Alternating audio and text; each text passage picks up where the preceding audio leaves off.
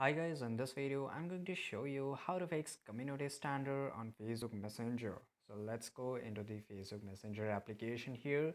So by the way, if you get your community standard over the Facebook Messenger, for example here in this account or wherever, the problem could that we have violated some of the rules, right? So what we will do to solve it, we will just go to the Google browser here. We will just open a new tab here. Then here we will write FB community,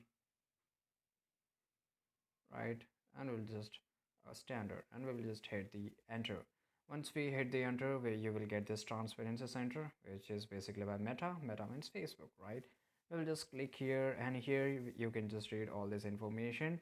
Please note that so basically it is always regarding to the, maybe you can just read everything, right? And you have recorded or send your voice in a very uncertain manner, right? You have basically you have not followed the rules or regulations of Facebook Messenger, right?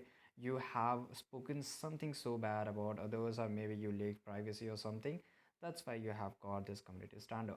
So the only way to fix it, we will just go here, right? And we will click on the top right section, and we'll just click on the settings icon, right? Once we go to the settings icon, you have to click on help, right? If you there's a no option in help, if for example, then you can just click on that report technical problem, right? Here you can just click here, go back and shake device, right?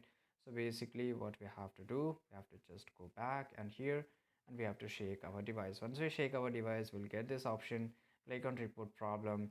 If you want to include the screenshot, you can do it, right? If you're completely innocent, then you can just include the screenshot. If you're not, then there's I don't think that it is going to work out. So we will just click on include, and you have to write all your problems plus solution, your email address, and you will get a reply over your email address, and they will fix it out.